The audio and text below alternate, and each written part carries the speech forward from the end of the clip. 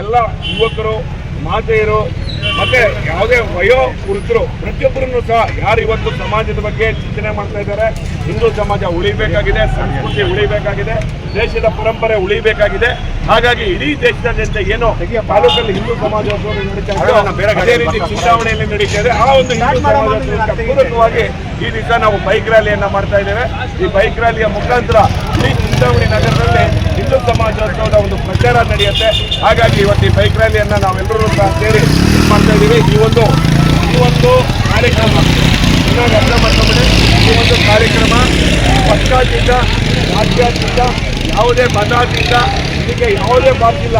ಯಾವುದೇ ಮತ ಆಗಿರ್ಬೋದು, ಯಾವುದೇ ಜಾತಿ ಆಗಿರ್ಬೋದು, ಯಾವುದೇ ಪಕ್ಷ ಆಗಿರ್ಬೋದು, ಯುವಕ ಇರ್ಬೋದು, ಮುದುಕ ಇರ್ಬೋದು, ಬಾಲಕ ಇರ್ಬೋದು, ನೋ ಬಾಲ್.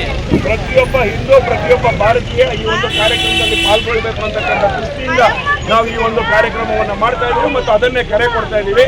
ಈ ಕರೆ ಕೊಡೋದ್ರ ಮುಖಾಂತರ ನಾವು ಇನ್ನೊಂದು 5 ನಿಮಿಷಗಳಲ್ಲಿ ನಾವು ಚಾಲನೆ ಮಾಡ್ತಾ ಇದ್ದೀವಿ. ಈ ಒಂದು ಪ್ರಮುಖ ನಗರಗಳ ಬೀದಿಗಳಲ್ಲಿ ಈ ಒಂದು ಚಾಲನೆ ಹೋಗುತ್ತೆ, ಬೈಕ್ ರ್ಯಾಲಿ ಆಗುತ್ತೆ. ಇದಾದ್ಮೇಲೆ 1ನೇ ತಾರೀಕು ನಮ್ಮ ಒಂದು ಪಾಲಿಟೆಕ್ನಿಕ್ ಹಾಸ್ಟೆಲ್ ಮೈದಾನದಲ್ಲಿ ಈ ಒಂದು ಕಾರ್ಯಕ್ರಮ ಇರುತ್ತೆ. ಅಲ್ಲಿಂದ ಶೋಭಾಯಾತ್ರೆ ಪ್ರಾರಂಭ ಆಗುತ್ತೆ, ಅಲ್ಲೇ ಕೊನೆಗೊಳ್ಳುತ್ತೆ ಮತ್ತು ವೇದಿಕೆ ಕಾರ್ಯಕ್ರಮ ಇರುತ್ತೆ. ಇದ್ರ ಬಗ್ಗೆ ನಿಮ್ಗೆಲ್ಲರಿಗೂ ಸಾಧ್ಯ ಆಗೋದಿಲ್ಲ.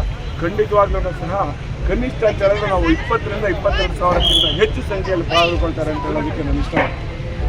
ಅದು ಎಲ್ಲಿ ತನಕ ಹೋಗುತ್ತೆ ಗೊತ್ತಿಲ್ಲ. ಕನಿಷ್ಠ ಅಂತೂ 20ರಿಂದ 22 ಸಾವಿರ ಸಂಖ್ಯೆ ಪಾಲ್ಗೊಳ್ತಾರೆ.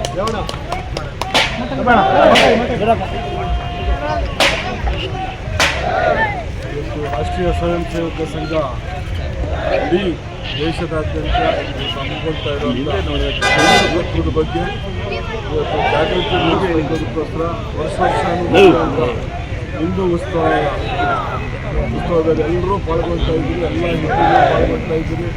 ಮಹೇಶ್ವರ ತಿಳಿಸಿದಲ್ಲಿ ಜಾತಿ ಪಂಥ ಏನಿಲ್ಲ, ಎಲ್ಲ ಹಿಂದೂ ಭಾರತೀಯ ಇದರಲ್ಲಿ ಪಾಲ್ಗೊಂಡು 1ನೇ ತಾರೀಕು ಇವತ್ತು ಇದನ್ನು ವಿಜೃಂಭಣೆಯಿಂದ ಒಂದು ಚಿಂತಾಮಣಿ ಹಬ್ಬದ ಥರ ಆಚರಿಸ್ತಾ ಇದ್ದೀರಿ. ಎಲ್ಲ ಸೇರಿ ಹಿಂದೂಗಳು ಇದರಲ್ಲಿ ಎಲ್ಲರೂ ದಯವಿಟ್ಟು ಪಾಲ್ಗೊಳ್ಬೇಕು.